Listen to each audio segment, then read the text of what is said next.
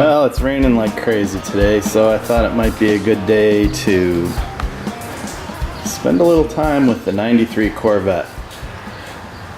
So I started up the Corvette for the first time this season, and unfortunately it looks like it's developed a water leak over the winter. Don't think it has anything to do with it freezing up because it's been in the garage all winter, A, and B, it has brand new antifreeze in it. So I think what's happening is that the water pump has gone bad and water's coming out of the weep hole at the bottom of the water pump, which I'll show you in a minute. The weep hole, I'm not really sure what the purpose of that is, but it tends to be where these pumps fail, so we'll take that out. I've got a new pump on the bench, which I'll show you. Right here. This is the new water pump I bought from O'Reilly. I think it was about 130 bucks or something. Not too bad. It looks like a brand new one. It doesn't look like a rebuilt. So we'll go over how to put that in today, and hopefully we'll find exactly where the water leak was coming from. Anyway, here's the weep hole. I suspect that's where the water's coming from. It creates a mess every time I start the car, so I'm going to go ahead and change the water pump today, and I'll show you what's involved. Okay, so I always keep a drip pan under the car because it's an old car. It's a 93, and it does tend to leak a little bit of oil, not a huge amount, so I'm not going to go and tear into, you know, trying to find what it is that's leaking. So, you know, I just keep the drip pan under it. Anyway, here's a shot. Here's a shot of the pan. Not too much oil. I would like to eventually get that fixed, but there's the problem right there. See, got a lot of leaves in it. That's the water that's come out of the water pump, and so can't have that. So we're gonna get that fixed today. So here's another view of the water pump. We're gonna have to take off the intake snorkel there and a number of hoses, and then it should just unbolt and come out of the engine. So I'll try to show you how that goes. Hopefully it'll go smoothly. So GM moved the distributor on this engine to accommodate the 93 Camaro and Firebird, which had the base of the windshield drawn out so far over the engine that they couldn't use the traditional distributor at the rear of the intake manifold, as had been done for so many years on the Chevy 350. So with this setup, you have to be very careful of the distributor. So GM's OptiSpark, which now sits behind the water pump, is notorious for leaking and having other problems. And when water gets in it, it causes it to malfunction. And my distributor has been there since the car was new, so I'm going to take a look at it. But the car runs perfectly, so I don't know if I'm going to futz with it too much. The distributors can be rather notorious, and even the replacement distributors can be problematic. So since this one works perfectly, if I can see that it's in good shape, I'm probably just going to leave it. So now it's over here, and it is what it is. You can barely see it down there, and I'll give you a good shot of it once I get it uncovered. So removing the intake snorkel is pretty self-explanatory. Remove these two, which are just thumb screws, and I think this one can stay in there if memory serves. Then on this side you're going to pop this connector off, which is easy. This is a little bit different on the 94, 5, and 6 cars, where you have the mass airflow sensor right here in front of the throttle body.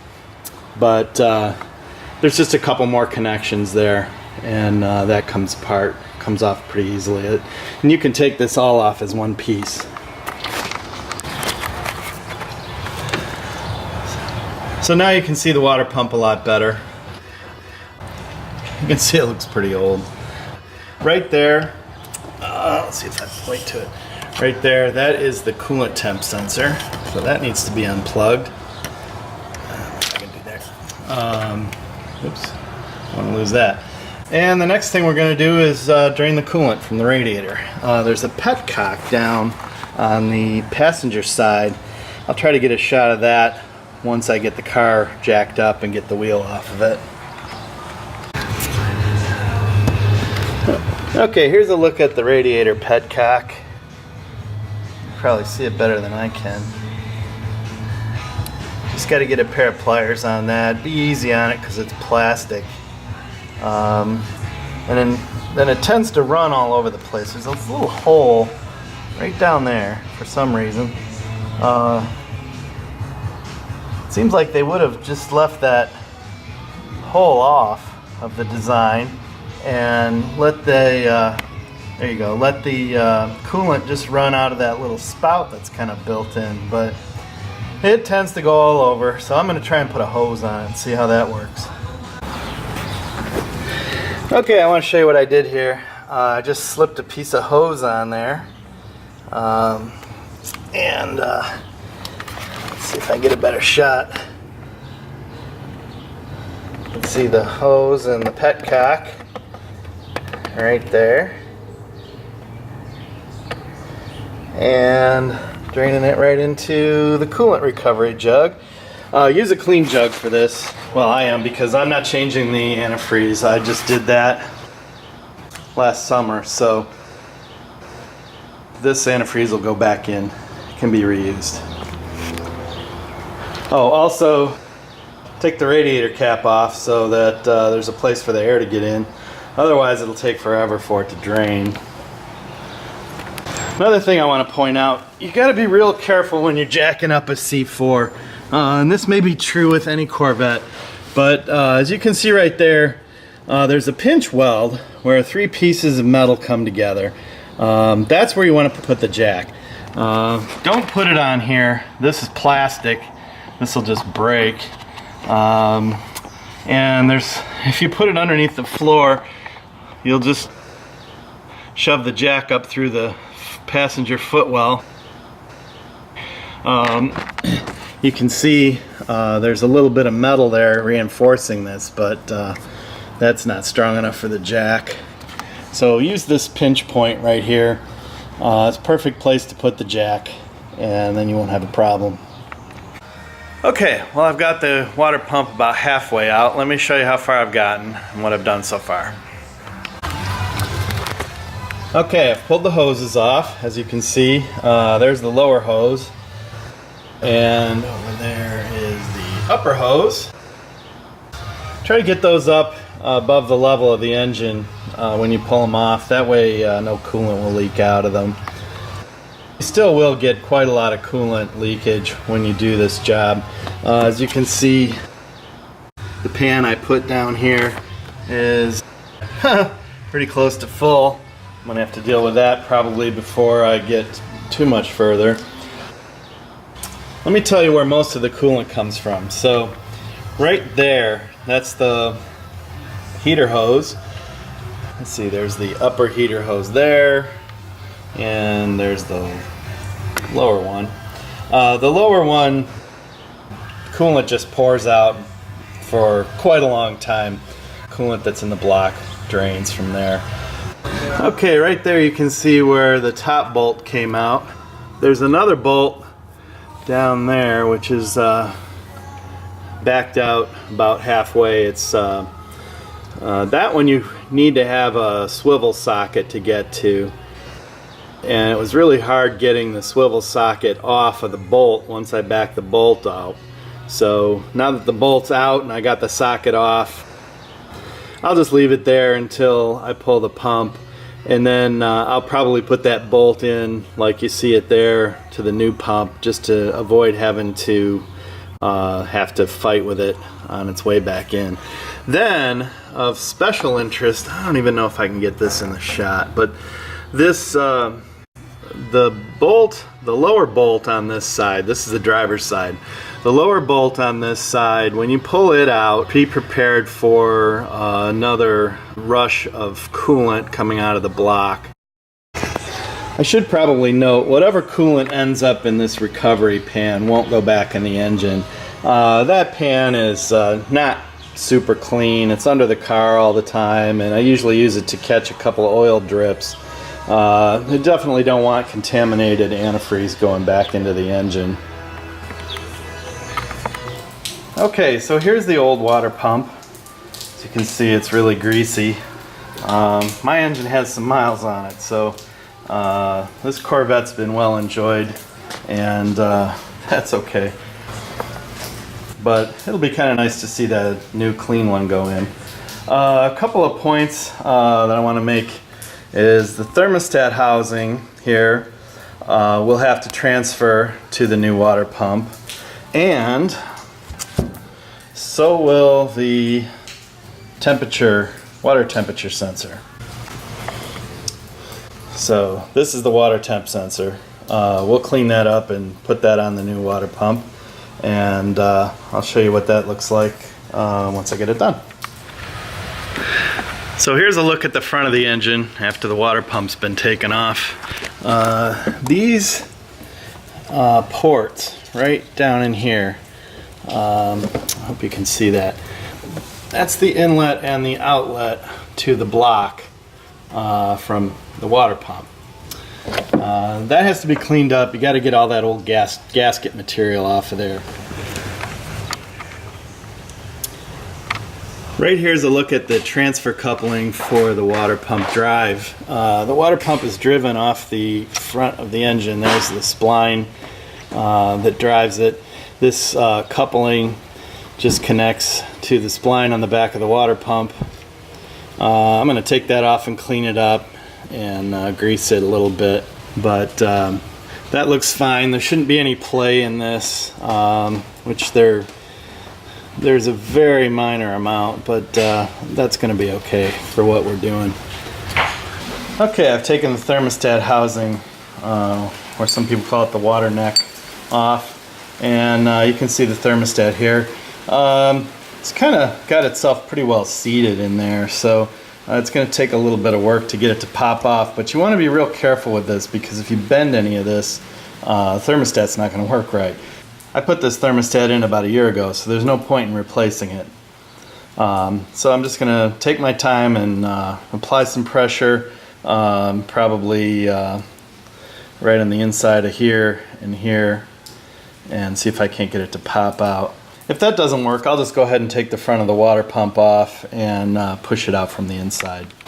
Okay, the thermostat popped out pretty easily. I just pulled up on it a little bit right here with a small screwdriver. The one thing you want to look for, though, is if there's any damage or anything stuck to the underside of this. This is the gasket right here. This will leak fairly easily. You can see there's no other seal around here. So once we pop that in, that's the only seal it's going to get is right there, and on the bottom right there. So there it is. Go ahead and clean up the water neck and put that back together. Okay, as you can see, I got the water temp sensor transferred from the old water pump to the new one. Put some Teflon tape on there. Make sure that that doesn't leak. Cleaned it up. Also, take a good look down inside of there and make sure no grease got down in there. My engine, as you could see, was fairly dirty on the front because it hasn't been apart and it's got a lot of miles. So I just wanted to make sure there's no grease chunks getting down in there. Okay, also the water neck is back on and the thermostat is inside. I cleaned this gasket surface all up. This is the bleeder right here. I'll show you what that's for later. We're going to have to let the air out of the system once we start putting the antifreeze back in. But this water pump is ready to go back on the car. So I'm going to get started on that, and I'll show you what it looks like when it's done. Oh, one other point. Probably want to put just a little dab of grease on here, just to make sure that this is nice and lubricated, because it doesn't get any kind of lubrication any other time. So we're going to put probably some white lithium grease on there.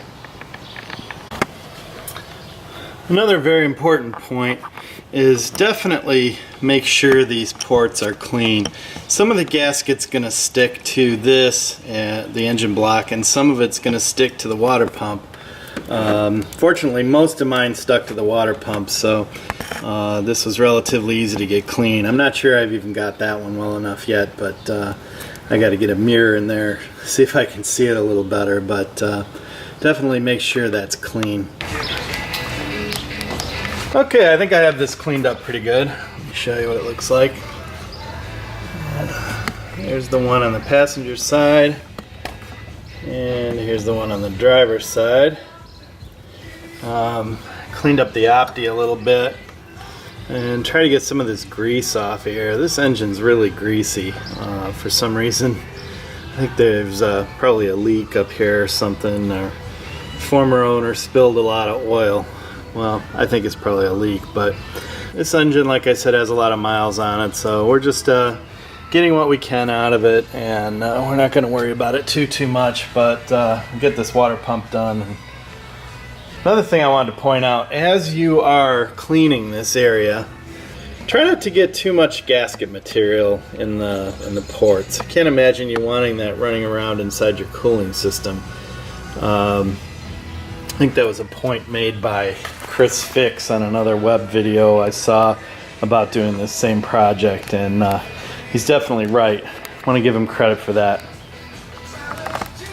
As you can see, there's an awful lot of gasket material left on the actual pump itself, so there wasn't a whole lot to clean off the block. Not sure that your experience will be the same. Okay, so here I've got the gaskets in place. I put gasket sealer on both sides of the gasket. I coated the aluminum on the water pump, and I coated the iron on the block, and both sides of the gasket. So every surface has gasket sealer on it. Use this. As you can see, it's kind of messy, but that's what you need to do to make sure this you don't get any leaks. As I mentioned before, you're going to want to coat the drive shaft spline with a little bit of white lithium grease. I also put a little bit in the coupler, and then that just sort of snaps right on there. And then of course you'll line that up when you're putting the water pump on with the drive that protrudes from the front of the engine. Okay, another thing I want to point out here is to use some thread sealant on the bolts that hold the water pump back onto the engine. Put it on about like that. Otherwise, these bolts actually do go right into the water jacket, and they could very easily leak. Okay, so the water pump's back on, all the hoses are back on. Everything's tightened back down except for this right here, which is the bleeder screw, and that's to let the air out of the system as I put the coolant back in. I reconnected the coolant temperature sensor. I don't know if you can see that very well. There's a better shot of the coolant temperature sensor reconnected. This goes to the inlet air temperature sensor, so that's not connected yet.